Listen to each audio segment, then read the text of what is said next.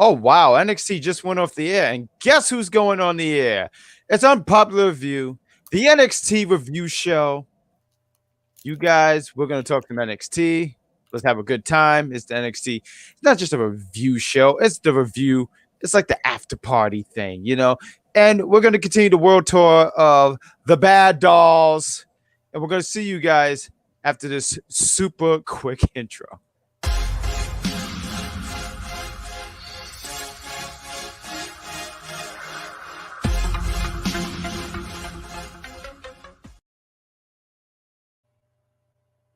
And welcome to Unpopular Review, the NXT review show. I gotta sit here and say, I've always made it clear that I don't like that intro. I don't feel like there's enough bad guy in there. It's like this quick glimpse of me, and I don't like that because I feel like I'm the main event and I deserve better. But anyway, I'm the bad guy, aka the Grand Poobah of Tuesdays, and I'm joined with, this Bad Doll World Tour don't happen without the Wrestling Doll. Wrestling Doll, how are you? Why don't you tell the lovely people how are you? I'm doing pretty good. Dealt with another wrestling weekend, but I'm pretty good. Well, why don't you give a quick talk about your wrestling weekend? All right. So Friday went to a show here in Kissimmee for CCW, which is a pretty big company that does shows about 8 times a month. Cool.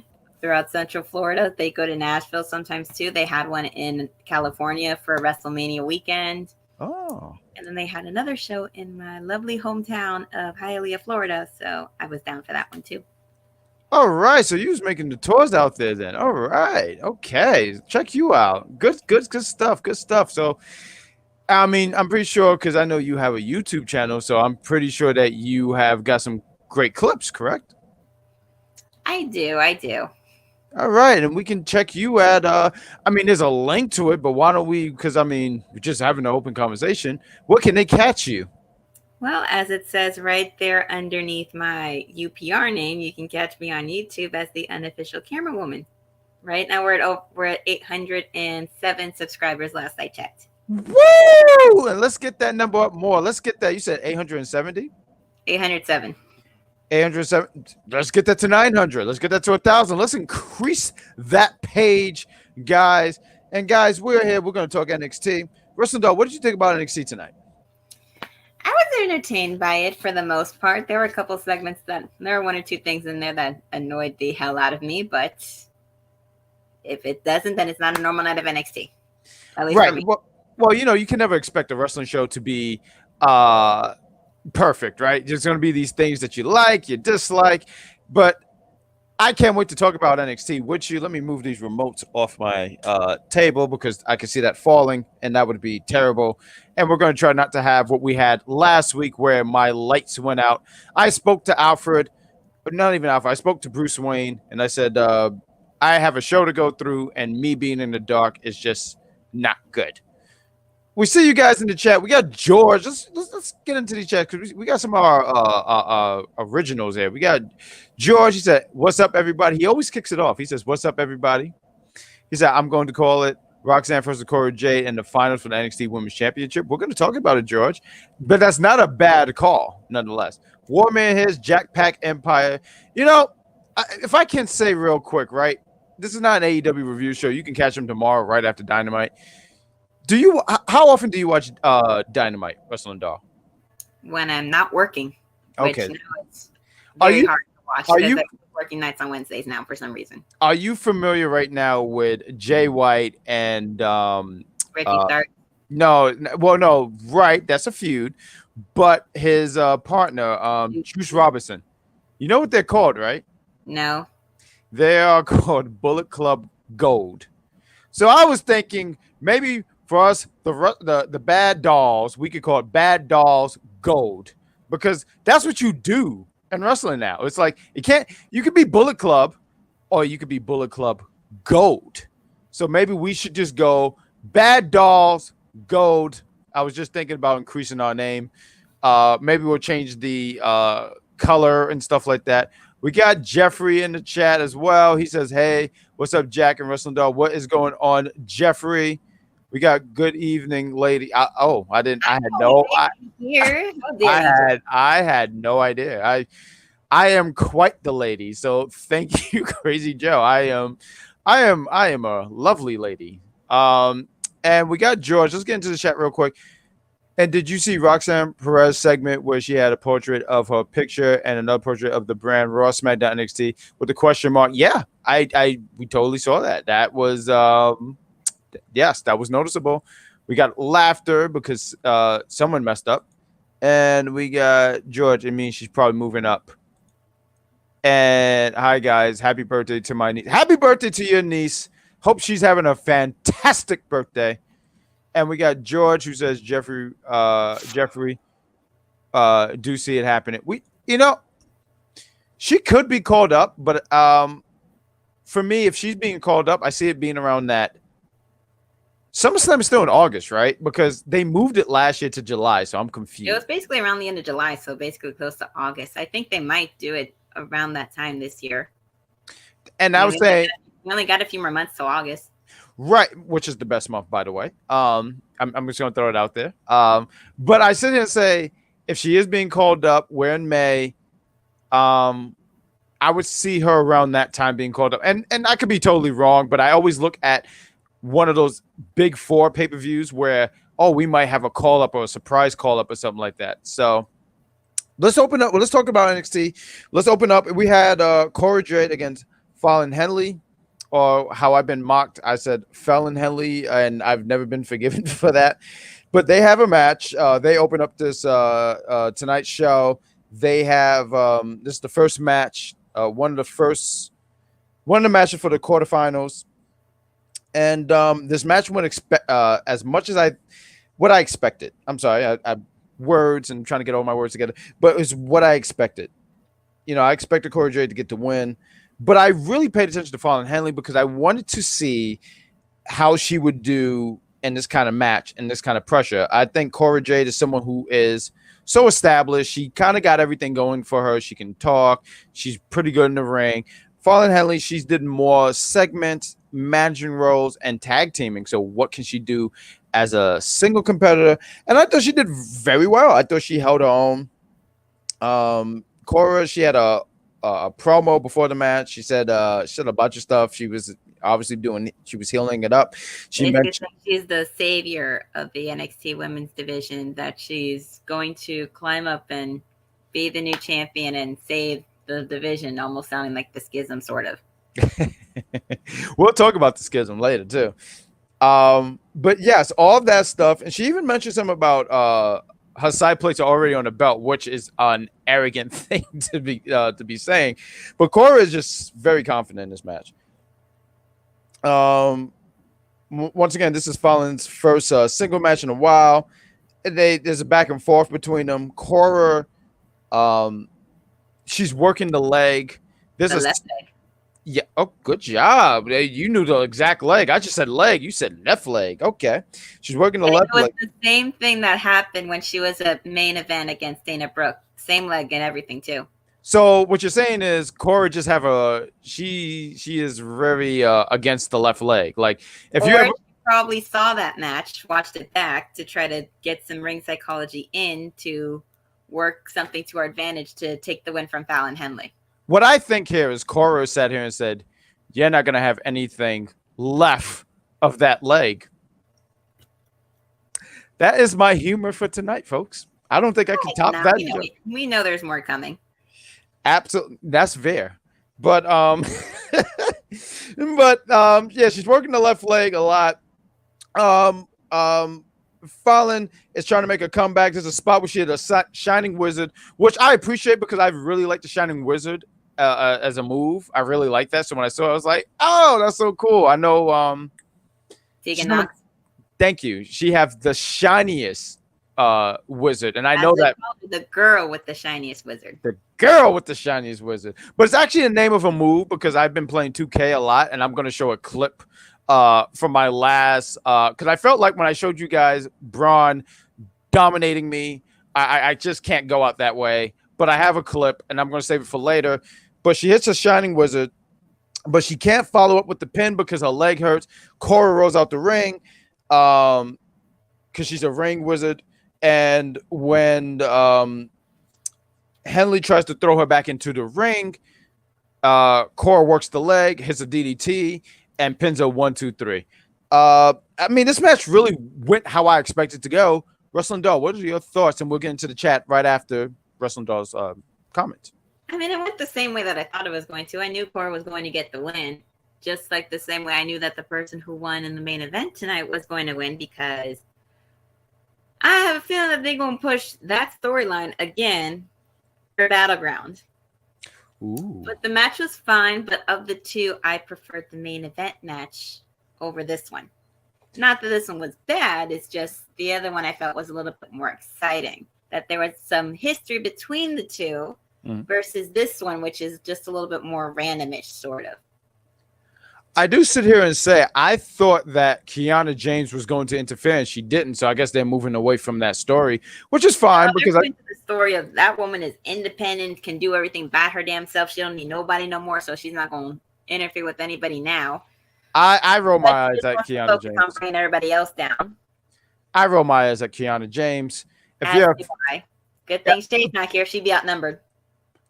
And you know what? One day maybe it'll be the three of us on here, because it's time to point out that Kiana James is not a good person. I don't root for not she good never people. Was. No, she wasn't. I'm going to keep my thoughts. But yeah, Kiana James. And then there's a Kiana James segment after she shows up. She's wearing not kid-friendly attire. No, it was a little bit more of a kid picked out her outfit friendly attire. You know, you're definitely my favorite co-host now. Like, you understand this, and this is why, like, when the Jackpack Empire merch is going out, yes, you're gonna be one of the first. I would say second, because my mother got to get one, regardless of if she wants it or not. You know, for Mother's Day was this past Sunday. I hope you guys spent time with your mom, because moms are great. I gave my mother the greatest gift of all time. I put a bow on top of my head, and I sat in front of her house. She was not really receptive of the gift, but she have bad taste. But Kiana James, she comes out. She has all the women are watching this prior match, the match that just happened, and you see them reacting and clapping. Kiana James seems very uninterested in it. She picks a fight with Hale. Thank you. Cause I really did. I put TYA. I was rushing when I was writing. But Thea was sitting there saying, "You're a bully. Why don't you fight me?" But Duke is in the back too, and Duke is hilarious to me because he's not paying attention to anything. He's like, he's busy grading papers. He is grading. You know what? What do you think about Duke Hudson? Well, I still think that he's plotting to secretly take over Chase U to turn it into Duke University. However, I can respect the fact that he's taking charge and helping Andre Chase, who hopefully will get back in there sometime soon to take it back over, and maybe make Duke, instead of just being a student at Chase University, make him be like a teacher's assistant or something like that, or be a teacher as well. What Duke is trying to do is save this university. I need you to understand that. I need you to see that. Duke is trying. Where's Andre? How badly did he get his ass kicked by Braun Breaker? Where is he? What is it? Where is he? Yeah, Mello took a spear and he showed up tonight. Matter of fact, quite hilarious. Well, Mello's the champion. That's right. Different. He is the champion, but he got speared too. He got hurt, but he shows up to work. How much sick time does Andre Chase have? How much personal time does Andre Chase have? Right now, what Duke is trying to do is save this university, and I just wish that people saw that. And it honestly hurts my feelings when people don't see that. It really hurts. It hurts my heart.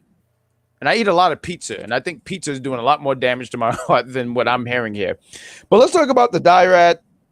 Wesley and Tyler Bate. There was another segment. They were meditating. I don't know where all this smoke came from, but I loved it. It was just hilarious. I know where it came from. Who? There we go. See, I was looking, but then I realized we were in May, because I was sitting there saying, "Is it 420?" But 420 passed. Absolutely, but I was trying to figure out where all this smoke came from, and And the way Wesley, there, so we'll have to figure that out. We have to figure that out. Maybe Riddle left something for Wesley, and Wesley was using some of that. You leave Matt Riddle alone. That's the Barefoot Warrior. How dare you? I'm not saying it in a bad way. Right, he doesn't annoy me now, so. But there was a lot of smoke, which I still I said to this day, but I'm trying to figure out where that came from. The Dyad attacks Wesley and Tyler Bate, and honestly, I forgot for a period that. So when they attacked him, I said, why did they attack Wesley and Tyler Bate, who was going to have a match later in the night with Charles Dempsey and Drew Gulak? But I forgot that the week prior that Joe Gacy.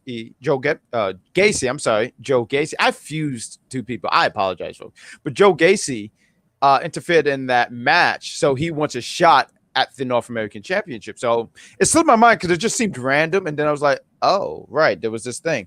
So before we go into the next segment, and before we get into the chats, what did you think about, and the next segment actually, what did you think about this segment?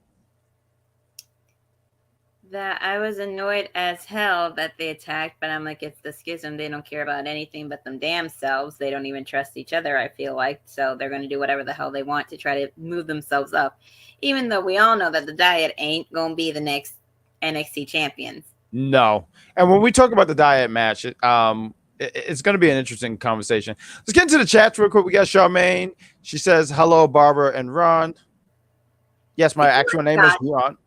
Huh? I said you weren't forgotten. See? No, well, because I always yell at her, and I let it be known I don't like I told my therapist told me I should be honest with people, and I said I am loud because I like to be heard. So when I'm not heard, it hurts my feelings. So when people say, "Why are you yelling all the time?" Because I want to be heard. We got George. He says, "Yeah, when she doesn't recover from injury, look like she'll be in the NXT Women's Championship title."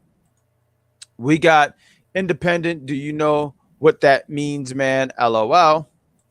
We got George who says, Bad Guy Jack, you still mad at it? I am very upset. I don't like when someone turns babyface on me. I think I'm a babyface. I don't like when someone outshines me in the babyface department. We got Jeffrey Jack. You were rap. That may have been the problem. I know I had a bow because I wanted to let my mother know I was a GIF, and she didn't see that. So then I proceeded to buy her glasses, to which next thing I know, I was laid out on the ground and I didn't wake up for like a whole 2 hours. I don't know what happened. Thank you, Wrestling Dog. He's a scumbag. Jeffrey is just mean. Duke didn't help Thea tonight. No, he taught her the greatest lesson on her own. You have to stand up on your own 2 feet. Stand 10 toes deep. Is that what the cool kids say? Or maybe 9. I don't know how many toes you got. Duke didn't help Thea. Andre Chase is going to see right through Duke. And speaking of Andre Chase, I checked. He has a hip injury. Oh, that's what happened. He's out for 4 to 6 weeks. That's what happened. He doesn't need surgery for it, but he's injured.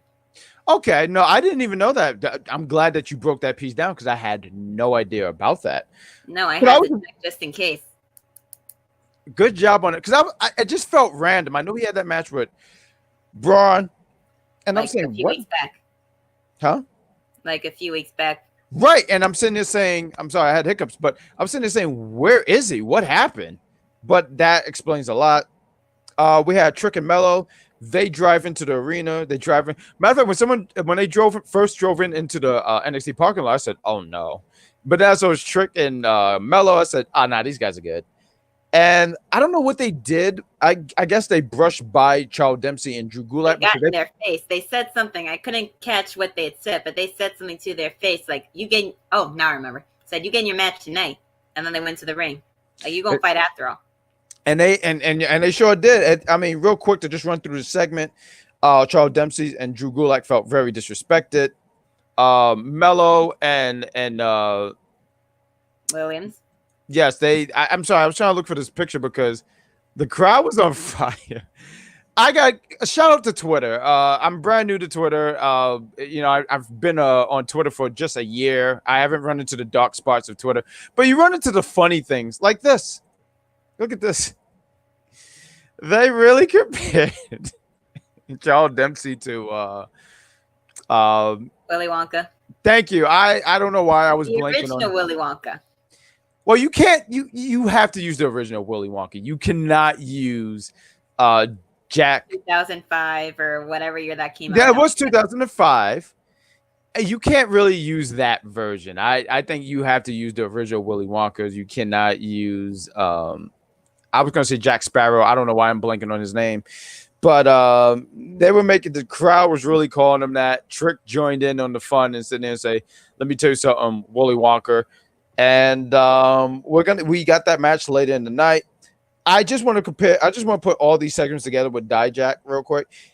This was weird as hell. Like, for me, I said legitimately, what the F? Because Dyad is about to start his promo. He's like, yeah, no one can take my pain or whatever.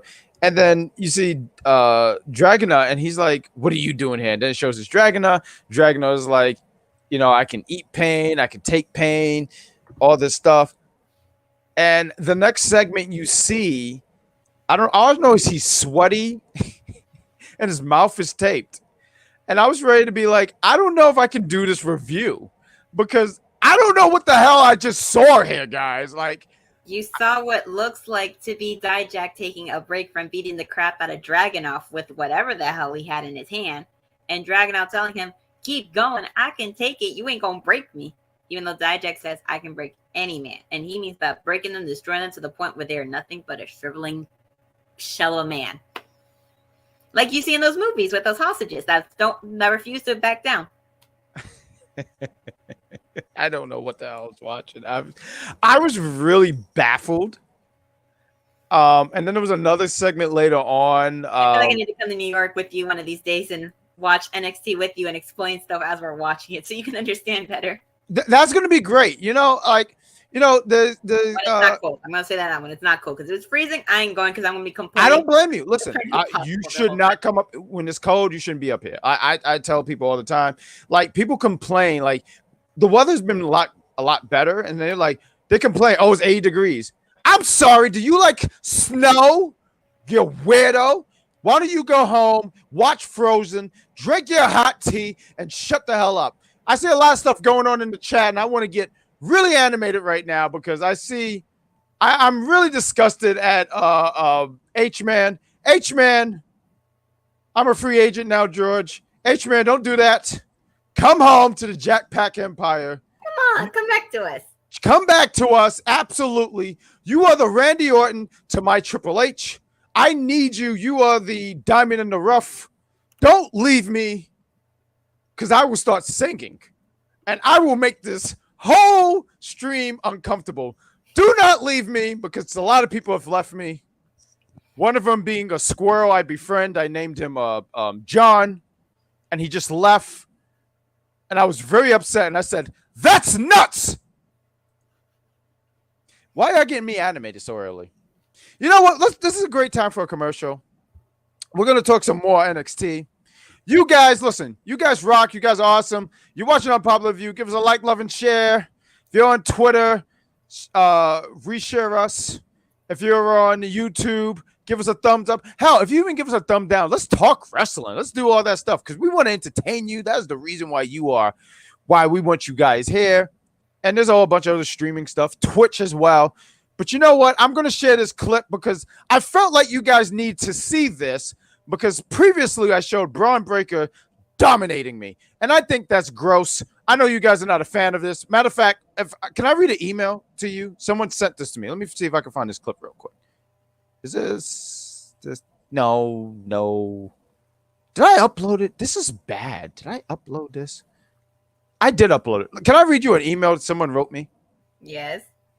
This comes from an email. It's called Elvis Eat Corn the Long Way 69 at gmail.com. And he said, hey, bad guy, I didn't like how Braun treated you in 2K. And I have a clip to make this up. And this is an actual email. I'm not making this up. But here's this clip of me dominating Braun.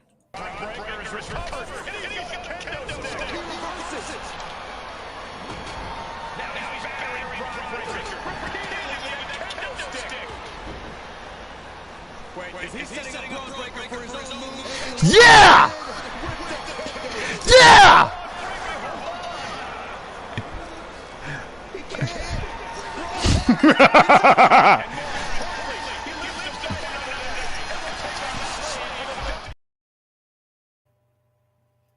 That's right. I finished my rise. It was a really quick segment. The most quickest thing I've ever did in any wrestling game. But I dominated Braun Breaker.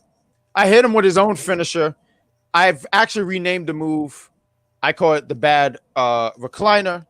Originally, I was going to call it recline and jack, but I'm pretty sure you guys know why I couldn't call it that. So it's just called the bad recliner. But you guys are watching NXT, the unpopular review NXT edition. I'm Bad Guy. I'm with the Wrestling Doll. And I hope you guys are having an entertaining time. I see laughter in the chat. See, that's what we like here on this channel. We want you guys to have a good time and laughing. H-Man, don't listen to Jeffrey. Rejoin the Jackpack community. It's great. We have healthcare. But let's talk about the next one. We talked about Dyad. Let's talk about the Creed Bros against the Dyad. I got to sit here and say, at first, I was actually kind of turned off about this match, and I was turned off about this match because the Dyad is, I mean, hearing that they're asking for the release, I'm like, oh, so they're going to just lose. But this was a really competitive match, and they were great. It reminded me on how good they are. And I didn't write every move that happened in this match. There was a spot with the Creeds. The Creeds are crazy good, right? These guys are really, really, really good. There's a spot, and I know you saw this, right? Where they do the suplex, and they like Julius would have a suplex, and then he would give him to Brutus, and then Brutus would give it back to Julius. I thought this, back and forth. Yes, I thought this was a really, really good match. I thought that the Dyad looked good, and shout out to them too, because with the knowledge of them getting ready to, like, you know, when their contracts with the knowledge of them knowing that their contracts when the contract expires, they're not going to resign, but they were so professional and made this match so good. I think this was honestly the match of the night. But what was your thoughts about this match? And we'll get into the chat a little after.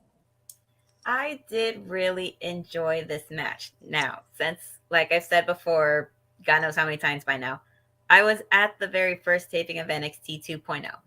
And when 2.0 started, they debuted too. And I had seen that they trained at the same place as some of the people that I know trained at, so I was supportive of them, not knowing whether they were face or not. But seeing the progress from then to now is amazing. They're both talented, although I wish they did not change Julius's gear, because now he just looks like he's wearing briefs all the damn time now. But the match was awesome. People were on the edge of their seats. They got like half a standing ovation at the end of it. And there was one spot that even Booker T was impressed, that he said he had never seen that before, was how Brutus pinned both of them for the 3 count. And if they had lost at that would have made it even more epic, to show how strong the Creed brothers are. You know, and I do want to give a shout out to Brutus, because I know everyone look at Julius, and Julius is a star. He's definitely a star. But Brutus was so good. There was a spot. Brutus always impressed me because he's the bigger of the two, right? And the Brutus bomb, absolutely. There's a spot, I forgot which one of them was did it, but they tried to hit a German on him, and the way he landed on his feet, I said, oh, like I really got animated when I saw that. So I think he's just as good as his brother. But it was a really good match. I mean, I once again, I didn't write everything down. There was a really cool spot where both Julius and I don't know if it was Rip. I don't remember who did, but they both did 450 splash, and I thought that was cool as hell. I mean, it was a really good match. It was really competitive, and I see you guys in the chat. You're mentioning Ava and Ivy, right? Because Ivy was out there because she wanted to get her hands on Ava, and Ava, she tried to slam her, and that's when Ivy hit her with the Dragon Sleeper. So my thing is with Ava, right?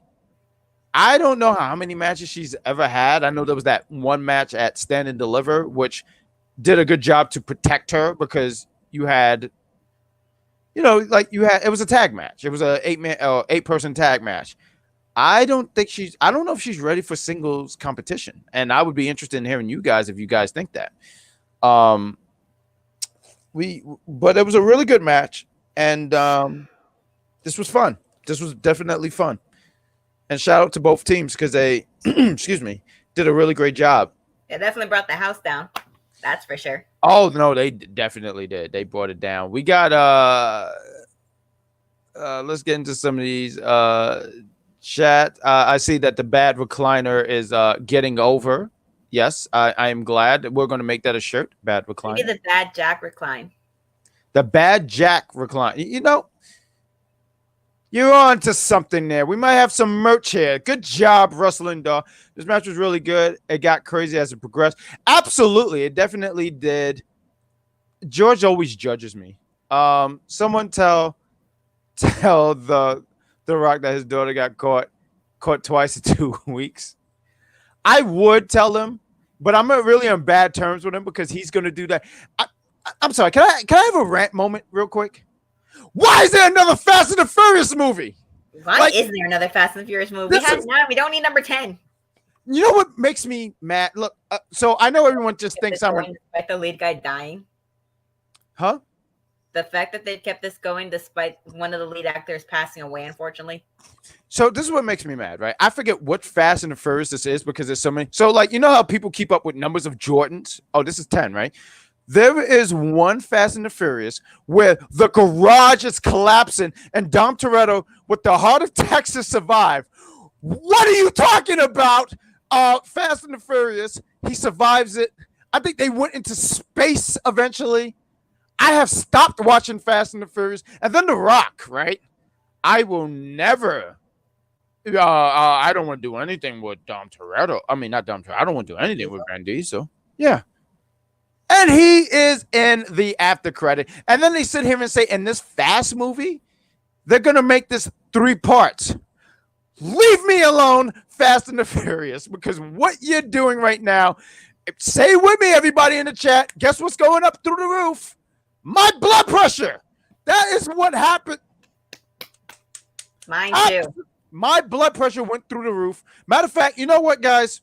If you guys want this to be a segment in 2K, I want to do it where I'm going against the Ball Syndicate, but I need you guys to name everyone that's bald, and I will attack them, and that'll be the clip for the commercial. If that's what you guys want, me against the Ball Syndicate, but I need people who are bald, and don't even say Goldberg because that's probably going to be like number 5. That'd be way too obvious too, anyways. That'd be the first one everybody would say. I'm mad. They're making another Fast and Furious movie. What do you mean? I'm not going to see. I got George. He said I watch all the Fast and Furious movies. You can watch them. That's fine. But some people don't want to see it because they feel like it's been going on too long. Let me ask you guys this because I stopped. Is it good? I stopped with the one where I think it was just before John Cena debut because it was the one where then he realized he had Dom had a kid. I don't know what number that is. I'm sorry, I don't know. I know it's before him and John. So I ask you guys, is it good? Because maybe I never watched any of the movies. I was never interested in this franchise. You never was interested. It's just basically a racing movie franchise with explosions and stuff. No. It was about racing. And then next thing you know, they started robbing banks. Then they started like solving mysteries like there was Scooby-Doo. What is happening? Why is it? Once they started doing it, and then now they have Captain Marvel in this movie, and now they're feuding with Aquaman. How do you feud with Aquaman? Why are you feuding with Aquaman? I don't know. Let's talk NXT. I'm sorry. I'm so upset. I am. Before I get even more upset about the fact that they're making another Fast and the Furious and making it 3 sub-parts. Like, okay, here we go. You know what? Here we go. We're gonna make this a thing. Bad guy against the Ball Syndicate. My first victim is gonna be Dom Toretto because he pisses me off. Yes, that's what's gonna happen. Look for that next week. Here, that's gonna be a segment. I'm going to beat him up. I'm going to beat the family out of him. And yeah, let's go. I'm sorry, we shouldn't have made this a Fast and Furious rant, but yes. But the next segment we had after the Creed defeated the Dyad, they wanted to make it clear that they want to go for Gallus at Battleground. So they took the headphones and then they challenged them for Battleground. I'm sorry, you know, I'm so mad at Fast and the Furious that it threw me off my game. I'm going to try to get back on track. Good job for the Wrestling Doll. Yes, they took the headset. They said that. Everybody's doing that now. What, taking the headsets, right? It's smart. It's smart behavior. You have to do that. Like I went to a baseball game one time. I took the headsets, but then I was banned.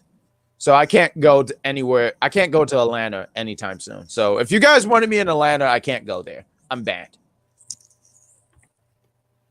Noam Dar. See, I wanted to make sure I had said this name right. I made sure to be prepared. Look, I want to make you guys know that I am trying as a podcaster. So as I was sitting there not pronouncing his name right for so many weeks, I said, Noam Dar, Noam Dar. And I got better. So round of applause to me. Give me my flowers. Thank you. Good job. Good job. The bad Dar tour is going to continue for a long time here, folks. But Noam Dar, he has the Supernova Session. Dragon Lee comes out.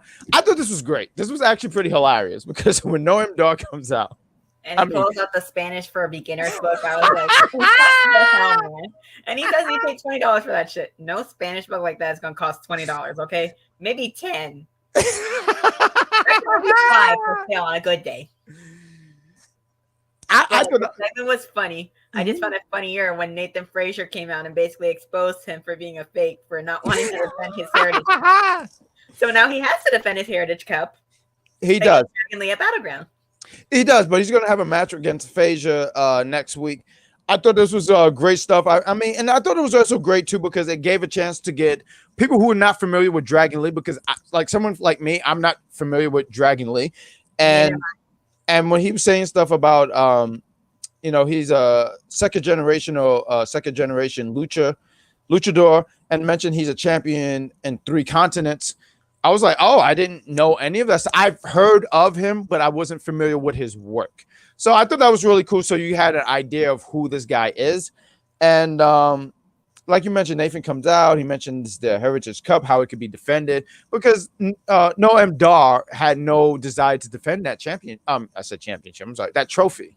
You know, I view it as a championship because it comes off that way, but he had no desire to do. Matter of fact, real quick, and once again in 2K22, I beat Noam Dar for the Heritage Cup and NXT, the NXT UK Championship. So shout out to Noam Dar for putting me over. Yes, that's just it. Yes. I thought this was good. And I thought it was also good for people who are not familiar with Noam Dar. Who, for me, I can only tell you how I'm familiar with him. Alicia Fox. That's all. When he said that, I died laughing. I was like, I wonder how many people are going to pick up on the fact that he mentioned Alicia Fox. I love that they mentioned that. And listen, Alicia Fox is still like one of the best sellers and does some of the coolest moves ever. People need to stop overlooking her just because of her crazy gimmick that she had. She had the best Northern suplex ever. Like when she hit it, I mean, she really delivered that sucker. And honestly, I loved Alicia Fox. I mean, she was crazy. She seemed like someone, if you went on a date with her, yeah, you went through the glass, but you know. Only in the ring. Out of the ring, she was perfectly fine. That's what Total Diva showed us. You know, I watched Total Divas a few times, and I don't know, because you know there was that episode with Dean Ambrose. And someone stole Renee's like purse, and he went. And I said, I think this man is really crazy. I legit think this man is really. If those people can make you believe that their in-ring character is how they are in person, they're doing their damn job right. Noam Dar and Alicia Fox. No, they're not. I think she's. No, they did probably, but not. I think Alicia Fox is married. Yeah, I was gonna say she's married, and I think Noam Dar is in a relationship with another lady. So I don't think they ever did. I think there was just an on-air thing, and that was fine. which was fine because I was trying to give him something with character. Let's get into some of these chats real quick. We apologize for not clicking on so much on this. We see a lot of stuff where the Fast X stuff. We got George. I'm going to read it to you guys because I want you guys to know that we see it here. We see George. He says, Fast X. I can't wait to see it. The space was the last one. Y'all don't like the Fast and Furious? I love the series because of how outlandish it is, and the theater experience is always crazy. I've watched all the Fast and Furious movies. I low-key want to see it, which is dope. I mean, like, I don't make it as like, hey, don't go see it. I think it's just wonky. There was a clip in the same movie that I was talking about where Dom stepped on the garage and Jason Statham character just fell through the garage. It was just, I said, what am I watching? Why didn't he fight Thanos? What else we got? Also, all we do is during off our breast. Oh my God. Brain, and just enjoy the crazy visual. At the Fast 6, it went off the rails. Fate of the Fast and Furious is where Dom had a child. Wow, you guys really followed this movie. Dope. That's Our great. name says, Ron, you're doing a great job. What about the wrestling doll? You're doing a great job too. I'm just talking. My hoodie, which is merch from a wrestler that I got to meet at a show at one point, and I got a bunch of merch, which he let me have. I didn't have to pay for it. He just said, like, he saw me wearing someone else's shirt. It was in kayfabe, so he was acting like he didn't like it on me. So he's like, let me know. Give me your number and some stuff, and we'll set it up so I can give you some merch. And I was like, okay, fine. So I got a whole bunch. That's what I've been wearing the last few weeks with this guy's name on it. There's nothing wrong with free merch. Free merch is say it with me, folks, fantastic. Free merch is the best kind of merch. Except if it's like tap water. Look at that. Look at that right there, folks. Look at that. Yeah, this is the sticker from the same person whose merch I'm wearing. He actually stuck this on my forehead when we met. Stuck it on your forehead. There you go. His motto is dropping warheads on people's foreheads. That's why he stuck it on my face. And I was wearing makeup, mind you. I was like, take that off. I'm wearing makeup. That is the worst. No, it's the worst. Like, look, I mean, I don't want to reveal too much, but every now and then I make sure, because I know you guys look at my great skin, but I don't want to reveal that I'm cheating.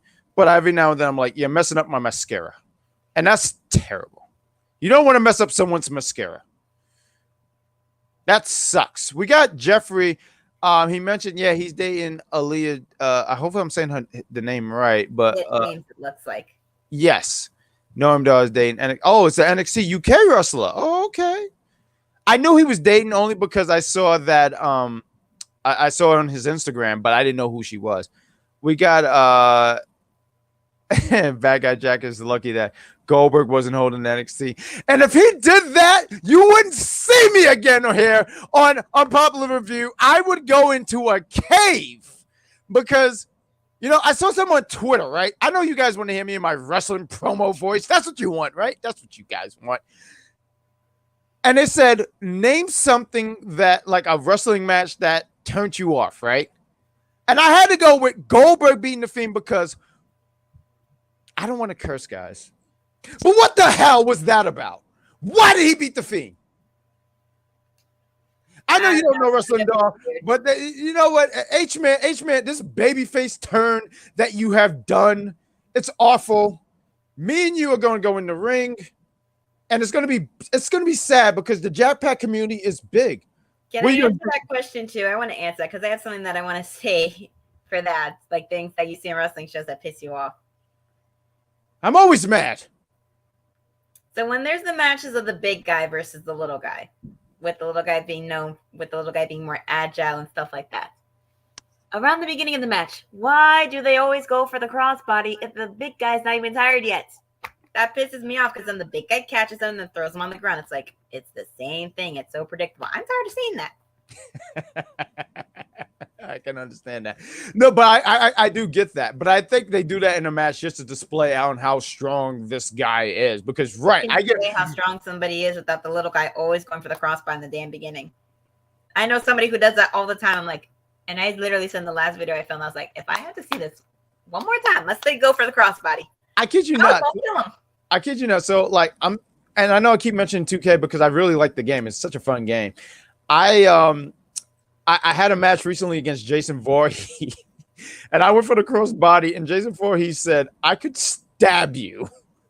And he just threw me because I make myself real. Like I'm a light heavyweight, you know. Jason Voorhees is like a super heavyweight, and he wears a mask. So there's that. We got see, even H-Man agreed to this. He wanted to be silly, but Goldberg beating the Fiend was so bad. I remember we all watching it in our college thing, and everybody was pissed. Everybody was pissed. No, it was really terrible, and that really, sounds stupid. It was so silly because it was all the young wrestlers couldn't do it, but Ancient Goldberg can do it. Like that was really frustrating, and I know everyone laughs because it's like, oh, you don't like Goldberg, you don't like Goldberg, but it really didn't make any sense. It's like when Asuka had her undefeated streak and everybody couldn't beat her, so they had to put the only one of the 4 horsewomen that was a second generation wrestler to be the one to beat her. And if I could sit here and say real quick, and people didn't like that because it felt like it gave her reign less credibility after she lost because she started losing more. I didn't like that. I really didn't like that. So I didn't think it was. So here's a few things. And we'll get back to NXT. Thank you guys for watching, and hopefully you guys stay tuned with us because we're just talking wrestling, but we're talking NXT. But that actually really irritated me because Charlotte was so established that she didn't need it. And I'm not one of those people who go like, if I can mark a co-host here when they said Charlotte Flair is the greatest women's wrestler of all times. That's still debatable. She's great. But she's not the greatest. She's great. It's subjective. She's really, really great. I don't look at her and go, oh, she's I don't go, oh, she's because she's Ric Flair's daughter, she's getting on it. She earned her stay. But I just didn't think she needed to beat Asuka. Asuka was undefeated. I think Asuka could have just kept going. But that's just my take. And I loved when Asuka was what was she like at that point? 500 and something days? I don't remember the exact number, but she really was. I just didn't think Charlotte should have been the one. And if you ask who should have done it, it's a tough call. It's really, really tough call. I would have to really, really think about that. But I didn't think Charlotte should have been the one. Wait, let me see. Trying to find it. And we got H-Man. They really ruined all the momentum Asuka had. It really hurt her. It really hurt her momentum. I honestly wasn't a fan of that. I don't think that it kind of makes me. It honestly kind of makes me upset. Yeah, thank you, Jeffrey. Thank you. That was good. Thank you. In terms of accomplishment, she's definitely up there. No, Charlotte is definitely. Don't be one of those wrestling fans where you're like, because I hear people all the time, oh, that's Ric Flair's daughter. That's Ric Flair's daughter. Well, in the time of between NXT and I guess the main roster, I guess they're counting that all together too. 914 days. How many? Oh, you mean her streak? How many days? I'm sorry, say one more time. 914. And just to end it, I just wasn't a fan of it, guys. I was just sitting here and say this, like, no discredit to Charlotte. Charlotte earned her stay. When they say she's the queen, earned it. I just didn't think she had to be the one. That's all. But we'll move forward. We had Drew Gulak and Charlie Dempsey's against Trick and Mello. Trick and Mello won this. We're gonna just move real quick here. And this made all the sense in the world for Trick and Mello to win. Mello he's going to defend his NXT championship against Breaker of the Bronze, or what I call him, Breaker Braun. What I had? Breaking Braun. That's what I called him. Breaking Braun. There we go. I had to make sure I got the name right. Boom. But they got the one. Was good. It was very entertaining. Everything that could have happened. I was definitely expecting Braun to come out at some point to go after it, but it turns out Braun wasn't there for a reason, which we found out at the end of the match, because he went to Mello and Trick's barbershop. I didn't like this. Why were they scared of Braun? Why were they scared of Braun? Why were they? I don't think they were scared of Braun. I just think that they weren't doing nothing because they were kind of worried that Braun was going to do something to those men in there. Listen, Bromberger don't give a damn now. He could beat up whoever the hell he wants.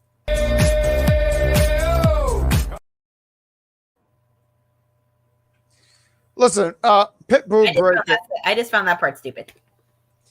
It was weird. You know, when you see everyone very frightened by Braun, I said, y'all could have took him down. But you know, all seriousness, I actually kind of dig it where he's sitting there saying, like, I'm in your territory now. I was thinking, what did he mean by that? And then they zoom, like, oh, now it makes sense. And they zoom out, and you see everyone just kind of like, do we do anything? Bad guy, did you not see the last few spears Braun delivered? I did. As a matter of fact, last week we talked about it, and he definitely delivered. He definitely delivered in the spear. But I mean, there was multiple people in there. I think they could have held Braun down. But Braun has been healing it up. Definitely refreshing his character. It has. Matter of fact, I was talking to a coworker today, right? One of my coworkers at my shoot job, he's a fan of Scott Steiner. He's a big fan. And I was like, oh man, his nephew, though, you gotta like check it out because he's really been killing it as a heel. Last week, I know we didn't break down every little thing that happened in the match, but like when he elbow dropped or he hit a move on Trick and then he did the push-ups. And I've also mentioned a few times, I love that he added the recliner. Like, I really think that's great. Or, well, I mean, let's get that hashtag going, bad recliner, because the bad Jack recline. Thank you. I just want to give a shout out to the NXT audience for singing the song again as Trick Williams was wrestling in the ring. They were delivering. Yep, they were saying it there. They were saying it there. Trick gonna beat your ass. We got to say it. You know, I want to hashtag my man right here real quick. RJ, the Brooklyn Savage, Braun killed Miller last week. I want to give him a shout out because, you know, what I try to do on this show is I want to have as many catchphrases as possible. We don't have an award for that. We have the end of the year award show. But the RJ, he hit me up on Twitter, right? And when I shared this stuff about Dom Toretto, and I said something about what saved him was his bald head. He said it was the Ball Syndicate. And I love when my catchphrases are getting over because I want to be the catchphrase person here. So, RJ, you are great. You're a part of Jack Pack community. H-Man, you have an opportunity to come back in this thing, and we can reform this group and take over Unpopular Review. You said you compared him. You said he was the Randy Orton to your Triple H. He's like, well, he is. Want to come back? He's like, you know what happened, Evolution. No, H-Man have great abs. That's why. He's the ab manic. So that's why I wanted him to bring back, because he have abs that I'm jealous of. Triple H was jealous. Triple H turned on Randy Orton because he was jealous of his abs. I know that's exactly why he did it.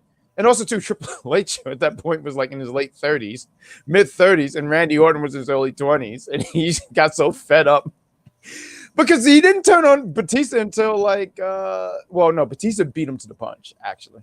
So there's that. But right, let's talk about this. Thea, she loses to Kiana James. I wasn't a fan of this.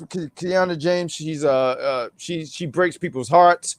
Listen, she breaks people's hearts and she tries to break people's businesses down by trying to buy them. She tried to do that to Chase Houston. I'm not calling out any names here, but if you're a fan of Kiana James, you're not a good person. That's all I'm gonna say. Because Kiana, what does that say about the captain? I didn't say anything. All I'm simply saying is don't cause a wedge here. All I'm simply saying is what she did. Listen, I'm just asking. Well, I'm not trying to cause the wedge. I'm just asking.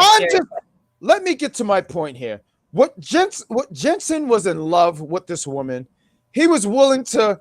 He changed up his attitude, and this woman did what? You know what she did? She just sat here and fed him nothing but 2 gallons of ass juice, and that's terrible. No one wants to drink that. She misled this guy.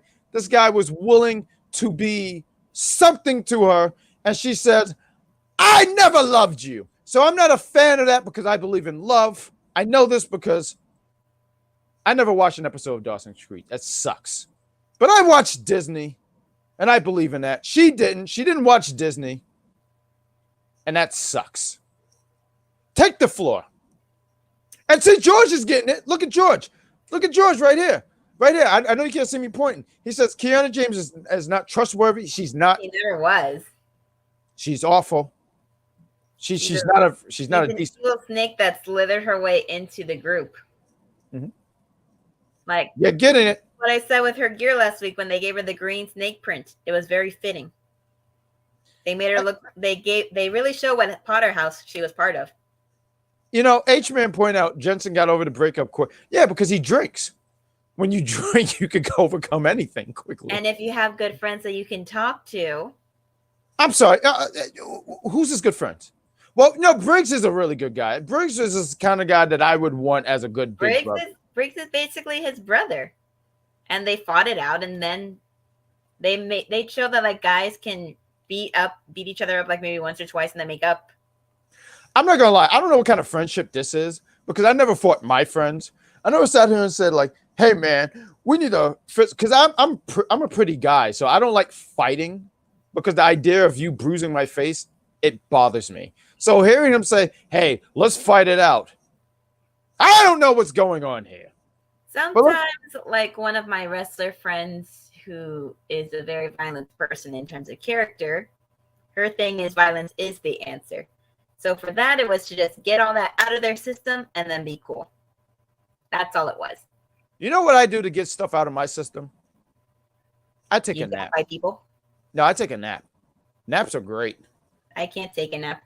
I nap, it becomes the next day. That's fair. You know, I was going to make an argument about something, but that's fair. We talked about Thea losing to Kiana James. That sucked. Hank and Tank are going to be having a match next week because we were talking about Briggs and Jensen and how they fought it out and how that built their relationship. So that's going to be a thing. Hank and Tank are going to be battling each other. Dabocado. I'm sorry. I thought this was hilarious because he talked about the draft and he talked about not being drafted, right? And he was only used like 1, 2, 3 times when he came back to NXT. There was going to be no draft call up for you, honey. No. And even then, what were they going to do? Call you Commander Aziz again and have you be with Apollo Crews one more time? After everything that happened, and I know on the main roster, a lot of people who watch the main roster, they don't watch NXT, so they don't know. But for me, like watching NXT, I was like, that makes no sense. You get what I'm saying? That don't make any sense. You know, I would be like annoyed. He could come up on the main roster and people would be like, Commander Aziz, and he'll be like, no, the current name I have now. They'll be like, who? We got what we got? George, he says Hank and Tank are going to wrestle each other next week. Yes. We got Briggs is cool, but Felony. This guy, he always tries to attack me. That's what he's doing. Come on. No, he does that because he know I mispronounced that. H-Man, what is this babyface turn? Who promised you a world championship run? Listen, I have a lot of pull, and I you know what I use? My go-to cards. That don't work for me, brother. Matter of fact, you know what? Fuck it. Let me say this real quick. Hulk Hogan should be in Fast and the Furious. He should be the last person, and there's 3. They're breaking this in 3 chapters. He goes against Dom Toretto. Dom Toretto said, I'm about family. Hogan blocks his punch, and he says, that don't work for me, brother. He hits him with an atomic leg drop. There's an explosion on the car, and that's just how Fast and the Furious should end. Like, because they got Rock. Rock is back, right? You got John Cena. Have Hogan. Why not? Let's get Hogan in there. Screw it. I'm sorry. I had to say that because H-Man made me think about my thought. We got Yabba the Kato. The Kato is a pretty tall dude. I ain't making fun of that guy. Double Kato thought he was him.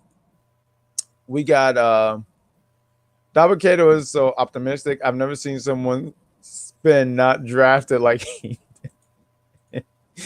We got hey Russell Daw, I like your hair tonight. Hey, there we go. We got Hulk Hogan. Hulk Hogan be dumb. Oh my God. And Jag is broken again.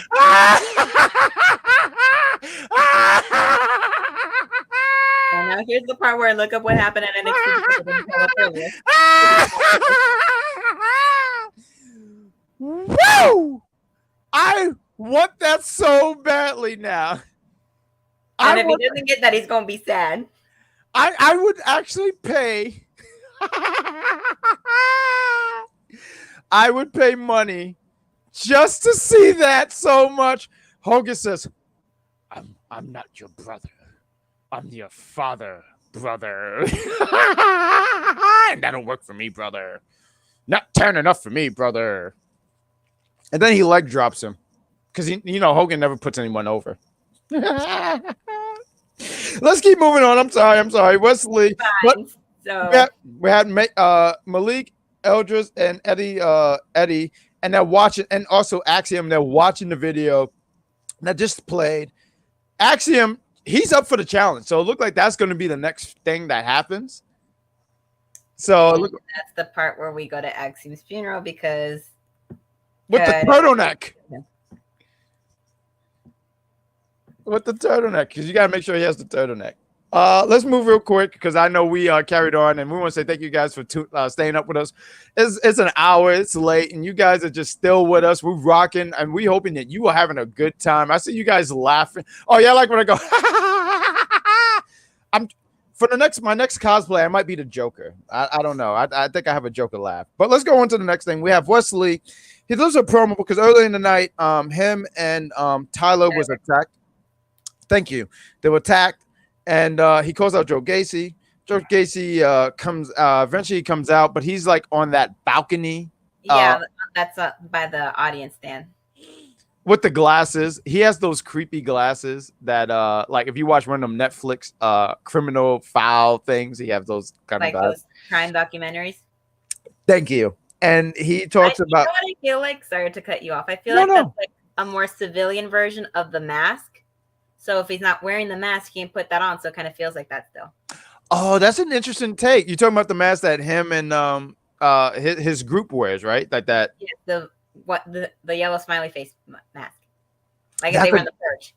That was a good take. Remind me if they were in the Purge. I would be scared of them.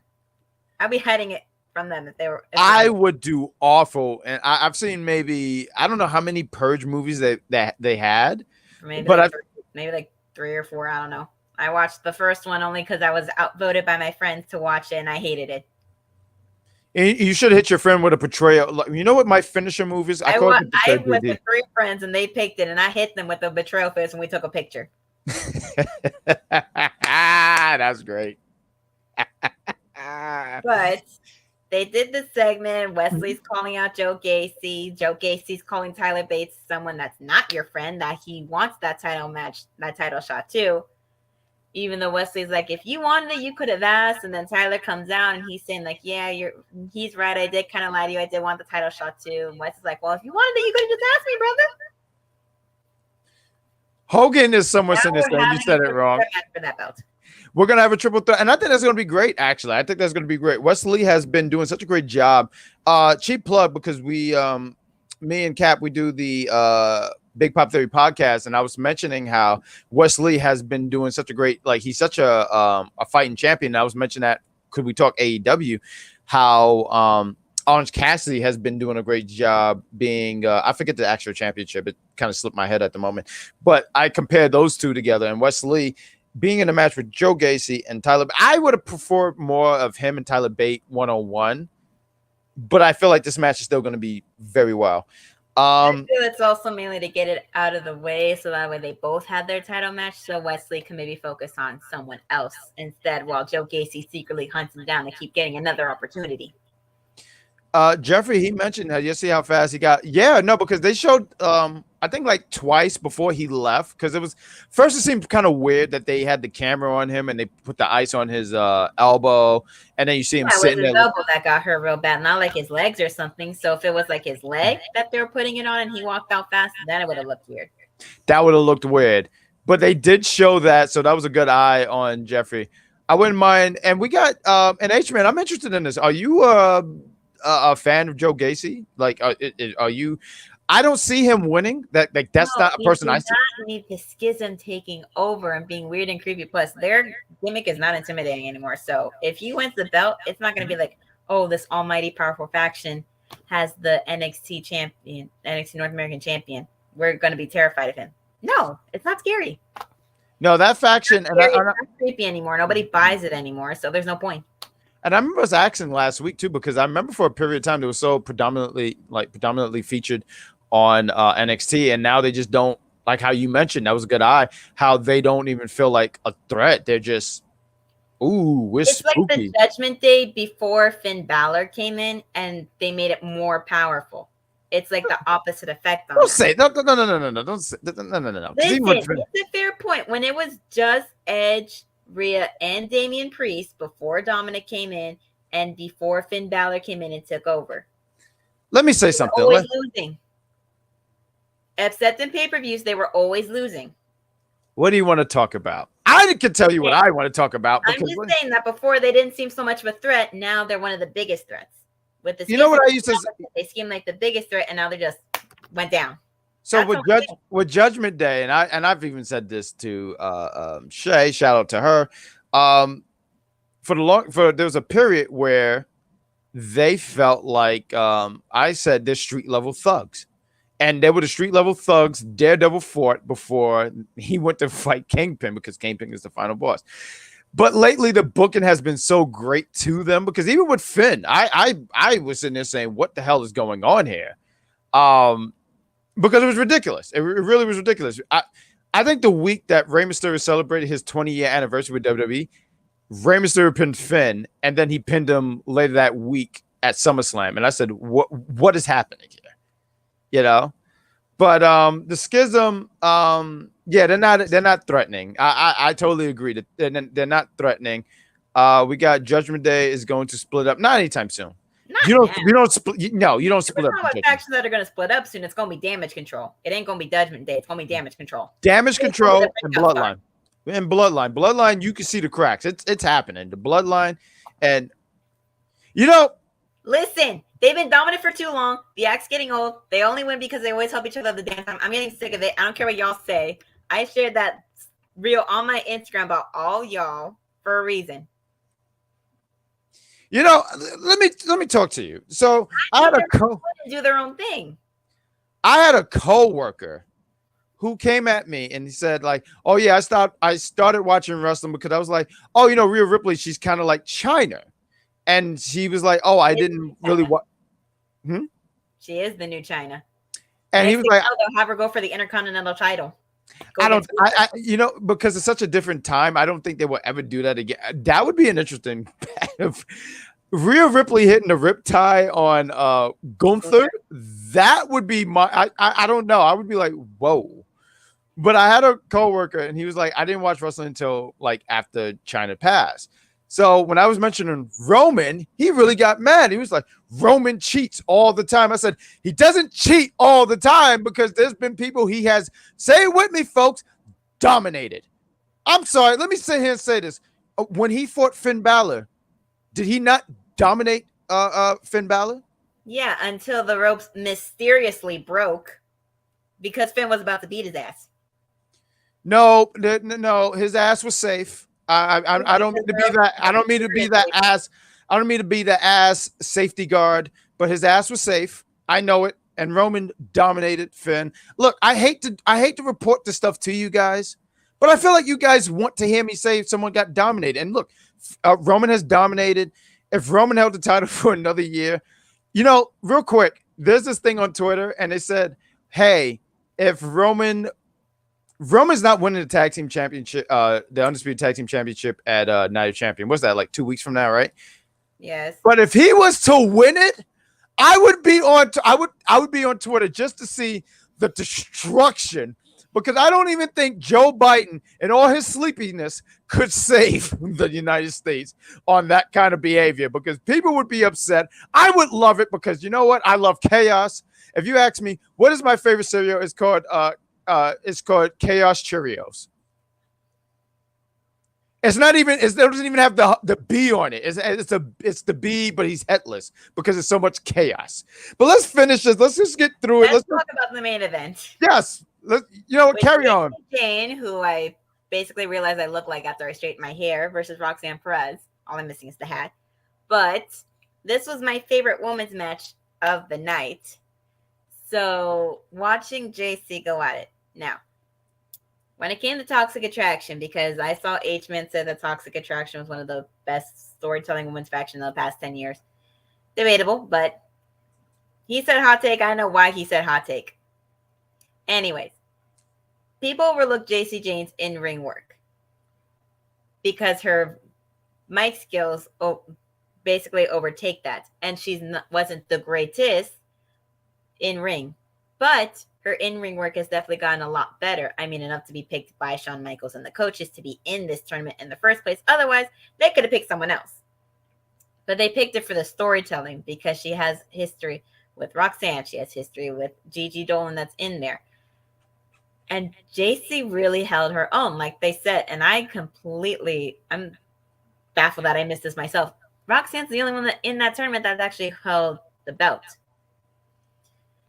So that gives her more of a fight to want to be the 2-time NXT Women's Champion and for JC to finally get her hands on that belt.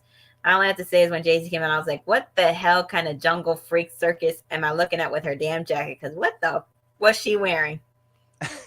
But she held her own. The match was awesome. I've loved JC Jane since day one in Toxic Attraction. If I had to pick between the three of them to actually like, my pick was always JC. I tend to root for the underdog most of the time. And for me with Toxic Attraction, that was JC because everybody looked at Mandy and then everybody looked at Gigi. And we all know why everybody looked at Gigi. I already said it before about the one guy that I would sit in front of in the crowd. So I ain't going to do it again. But if you want to see what he said, how he said it, watch the last episode. But the match was great. Roxanne held her own. I loved it. I was waiting for Gigi to come out during the match to somehow interfere so Roxanne could win. Because Roxanne JC wanted to fight Gigi, which didn't happen because Gigi was injured. But it was awesome. It was great. Gigi came out and attacked her in the end because JC called her out during a segment saying she's a bad sister, a bad daughter, a bad wrestler, a bad friend, all this stuff trying to bring her down. And she got brought down so bad that they had to have security break them apart. And George wants to talk about the segment that Roxanne had. She had the pictures of her year in NXT. And the one with Raw, SmackDown, NXT with what's going to happen. Maybe she'll get called up. Maybe she'll get put onto main event again at some point in the future to fight against people like Dana Brooke or Tamina or people that they're not really utilizing too much right now. So we'll see what happens. I mean, you said a lot of great stuff and great job on that. You was mentioning JC Jane. And actually, when I was watching this match, it made me go, so one of my, I don't want to say fears, but one of the things I was thinking was, when Toxic Attraction eventually split, and I'm talking when Mandy was still around, I was like, well, I see people looking at Mandy because this vehicle was made for her and stuff like that. Gigi, I feel like everyone was really, really behind her, and she's great. I think she's good. But JC has showed that she can really hold her own. And I had a concern where I was like, I don't know if people are going to see that, but she has showed that. I think even in ring, and this is not a shot at Gigi, right? Like, this is not no knock on her. I want to make that clear. But JC showed that she's pretty good in the ring, and character-wise, she's good too. Like, I love I won't even say love, but the interview that she had with Mackenzie. Thank you. And when she was having that interview, and she was like, "Oh, you got to ask better questions." It just showed that she's so aware when she talks, and she's capable of being able to be verbal and also physical in the ring. This match was what it needed to be. Roxanne got the win. And it's going to be her against Tiffany next week. I don't think I got a chance to say earlier, but Cora, she's going to be facing Lyra. So next week is going to be a fun review. And that was the only right before the tournament, right before they started the second half, I already called exactly who was going to win and what was going to happen. It makes sense because those are the four that have feuds going on. So, I mean, if it was Gigi versus JC, that would have made sense too. But having Fallon versus Lyra wouldn't have necessarily made too much sense because they haven't really had any interaction and they're both baby faces. So, what are people going to root for? I think they wanted to even it up. And even then, I don't even mind every now and then that you have baby against baby because you can do that. I think it's always weird when you have heel versus heel. It's like, who do you root for if you hate both of them? It's like root for the one that you hate the least. It's like when if Roman were to go against Austin Theory, I would pick Roman because I can't stand Theory. And that would be one of the only times y'all would ever hear me say I would root for Roman Reigns. Was that a dog? That would be my house. I'm living at my sister's, and they have 3 dogs. That's beautiful. That's great. You know what? The dog's part of the show. That's the bad dog. There we go. I think that was Gizmo barking. He always barks. That, you know what? That's fine. You know who else barks? Braun. And I like this because right after, because this NXT is so chaotic, right? This happens. After Melo comes back out when the chaos is happening. Yes. To call out Braun Breaker and tell him to come back in. He's like, we know traffic's not that bad, which is a lie because Florida traffic is horrible, especially in Central and Southern Florida. I'm going to say that now because I've lived in Central and South Florida for a long time. Mm-hmm. Traffic is horrible. Mm-hmm. So Melo is not necessarily right on that, but he's not completely wrong because there are times where it's fine, but there are times where it's horrible. Shout out to both of them for actually looking around to make sure that Braun Breaker doesn't surprise attack him again. And then Braun comes out with a line of security and says the whole, oh, no, they're not for me. They're for you to ensure that you're somewhat okay for when we fight at Battleground in a couple weeks. And then they start fighting. And then Braun tries to go for the spear. He misses. Melo tries to attack him. He misses. And then Braun hits him so damn hard with that clothesline that Melo literally flipped. And his life flashed before his eyes when he fell on that canvas. When he hit him with that clothesline, and then he hit him with like a low blow, and then Melo hit him with the low blow. But it was so weird because like the show ended with like this weird MTV early 2000 hip hop music, and they played it like maybe like that was Melo's intro. No, it wasn't. Well, when Melo came out, yes. Was it? Well, I felt like it was a whole nother theme. No, I felt like it was a whole nother theme because like Melo have a theme and like you remember these themes. They play a song like in between like commercials and stuff. So it might have been that one. Yeah, it was. Yes, it was like that. It was like one of those like, I'm sorry, I'm blanking on the word, but yeah, like almost like a commercial theme. We got Jeffrey. He said here and said that the dog agrees. We got I love to see Mandy back too. Hate her or love her. So 2.0, she showed out that she can do something about it. Honestly, 2.0 was probably one of the best things to happen to her because she did. I wasn't a fan of the run because it was a little, and this is coming from me because it's like, oh, you're not a fan of this, but you like Roman's. I do like Roman's run. Mandy's, I was tired of it at some certain point, but I do not. I would be a fool to not. God's greatest creation, and having Corey Graves drool over your ass for every other day that you're there can get pretty annoying to some people. I was pretty jealous that he wasn't drooling over me.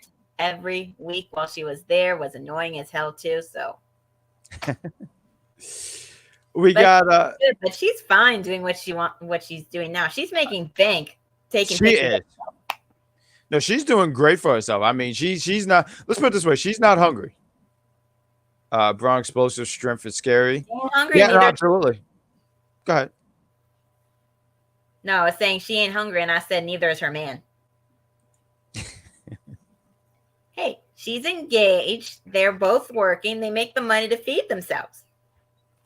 I'm not gonna lie. When I order from DoorDash, I feel like I'm suffering. But I sit here and say I don't like going outside. So like, yeah, I prefer DoorDash over Uber Eats because Uber Eats takes fucking forever. See, I haven't messed with Uber Eats. I do DoorDash. DoorDash is great. Uber Eats twice, and it took forever. So I'm never doing that again. I feel like a wrestling promo should be shot on Uber Eats because Uber Eats suck. You know what you should do? Delete them. And when they say, "Why are you deleting me?" Say, "Just that don't work for me, brother." I haven't used Uber Eats since the last time I used it, which was a while ago.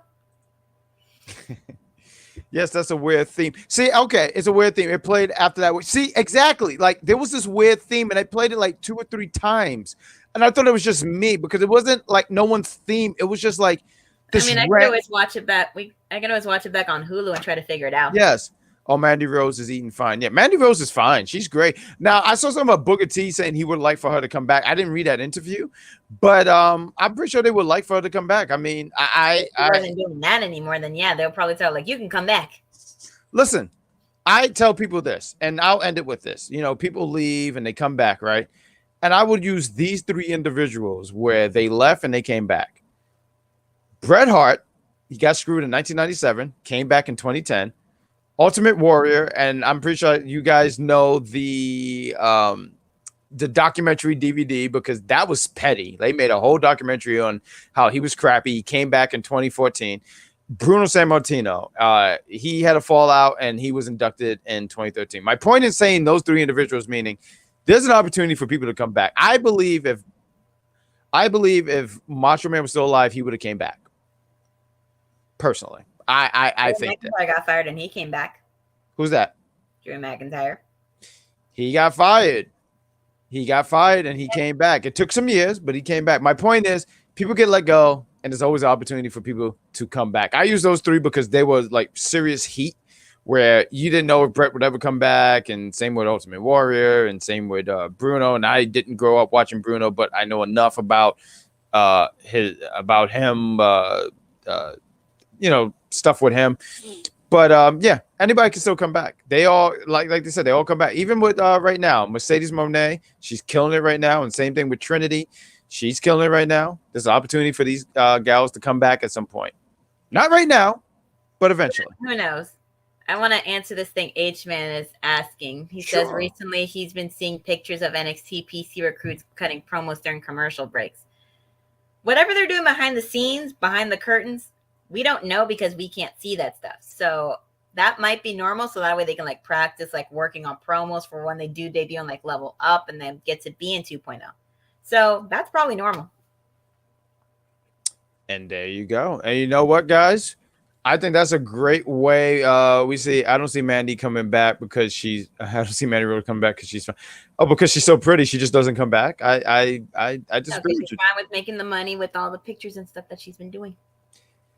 That's a possibility. She could get some, maybe, possibly could go somewhere like Impact. I'm not saying AEW because AEW has too many people. they have a lot of people. AEW has too many people. They could bring her in to fight Jade Cargill, and they'll do the same thing to her that they did to Ty Valkyrie, which is bear her down to the damn ground. Impact, on the other hand, does great storytelling with their women's wrestling. So if she were to go for another company, Impact could be great for her. Absolutely. There's a great, and I don't watch Impact enough and whatnot, but I've always heard when I watch Impact, it's the women's wrestling, so that's fair. And like one of the things, so for the Big Pop, we tried to cover all wrestling. It's hard to cover because there's so much wrestling. It's so hard to keep up with everything. But Impact is a really great brand. I know they have matter of fact, Deonna Purrazzo. That's awful. Deonna Purrazzo is she's the heel. Time knockout women's champion. Is she a babyface or a heel? She's baby. She is a baby. Technically, she is a baby face on the count of when Mickie James was still champion before she had to vacate the title. Mickie James had a match against Giselle Shaw, the quintessential diva. And there was a part where her lackeys that she has, Savannah Evans and Jay Vidal, help her to roll her up. Deonna, from out of nowhere, came up behind while the ref was still distracted and kicked Giselle down to make you pin her. So that way Mickie could still win and retain for the future matches that she was going to have. Oh. Well, then I was confused because I know there was a promo between her and gone, and they were together as a team. So she doesn't really have too much a reason to be a heel anymore. Okay. If she were to turn again, her first feud would probably be with Jordynne Grace. Well, I asked that because I know she had some kind of thing with Trinity. So I wasn't sure what was going on here because I know Trinity is focusing on the Coven, the current Impact and Women's Tag Team Champions. Oh, okay. Understood. The Coven, might build her up to fight against Deonna Purrazzo one day and do like a babyface versus babyface thing, like they did with her and Jordan. I might have to get back in. I might have to get back into Impact then. It's been a while. I mean, I don't watch it all the time, but listen. You guys are awesome. We're going to do a quick review thing. You guys can watch on Monday nights. You can watch Monday evenings. You can catch. Matter of fact, look, we should have a picture up here. I want to make sure we plug this guy. He's great. I think you guys heard of him. His name is where is it? Is this it? Okay, boom. I think you heard of this guy. This guy's name is Mike Knox. He has a show on Monday. Oh, you want to take over? Please take over. No, I just want to say Mike Knox with 3 X's, not to be mixed with Mike Knox, who is on NWA. I can't stand Mike Knox. We were a tag team. I'm breaking it up. If we were going for the tag team championship and he was trying to hit a hot tag, I would take the tag. I would win the match because I'm a winner, and then right after that, turn on him. I thought you were gonna say you're gonna pull your hand back from him and then turn on him then and there. No. I want to win the championship first and then turn on him, and then take the tag team championships away from him and throw it in the trash like Core Jade. No. I'm just gonna walk away. It's gonna be brought to the Bad Dolls Gold because that's our new name. That's the new name. BDG. That's what we call it, the BDG. And on Wednesdays, right after Dynamite, after you see Don Callis stab somebody. I'm sorry. All Elite Wrestling, which somebody did point out that they don't do dark anymore. Yeah, they stopped doing that. They did. They're not doing that anymore. Dark is done. Yeah. Dark is done. But I'm happy at least I got to go to one taping. Oh, there you go. And you guys got to catch it. You can catch Z the Silent and the Executive Consultant, or what I call ECZ, the cousin of ECW. You got ECZ. You can catch them right after Dynamite go off the air. Right after you saw, I'm pretty sure there's going to be a lot of blood in AEW. Also on entertainment, there's a link to it, but they just did Teenage Mutant Ninja Turtles 3. So if you guys like movie reviews, there's that. There's not going to be a Gotham review tomorrow because there's no Gotham show tomorrow.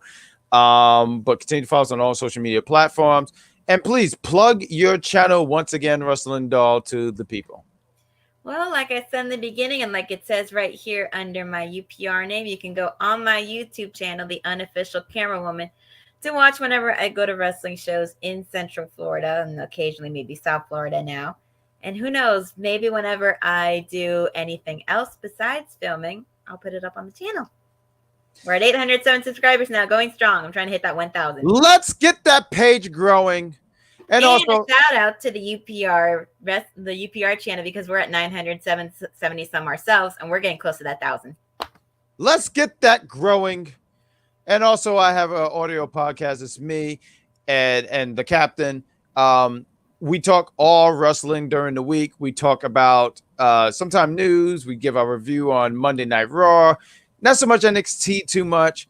We do it right here. And we talk Dynamite. We talk Friday night. And we just have a really jolly good time. You know what, H-Man? No. This is not ending like this. H-Man. He said, of course you would turn on him, Jack.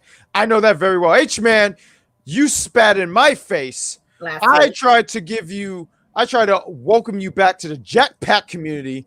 This babyface turn is not going to last because you don't have a lot of pull like me. So I'm calling it right now, H-Man. Me and you, still cage match, but I choose the ref. It's going to be Morgan Freeman as the special guest referee at WWE Backlash. That already happened, didn't it? Yes, it had. Next one's Money in the Bank. Me and you at Money in the Bank, still cage match. You're not prepared. You know why I know you're not prepared? Because I do 3 push-ups and I pass 5th grade. So clearly I'm too superior. I'm too strong. Thanos is shaking in his boots. And I drink strawberry milk, so I am just unbeatable. But we're going to end the show here because we'll go a whole nother hour. That's the NXT review show. We sent you the links. We hope you guys had a very, very good time.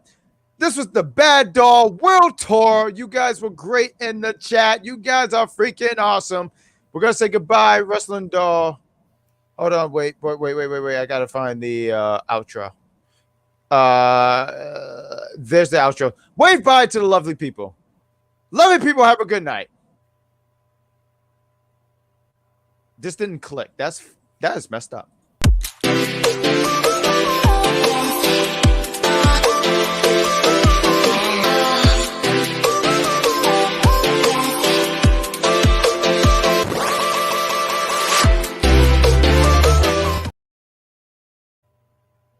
You guys in the chat, an I Quit match. Oh, So you want me to publicly embarrass you in a match and make you quit? This is how you make the outro go, H-Man. I accept. Thank you guys for watching Unpopular Review. Have a good night. That's all, folks. That's all, folks.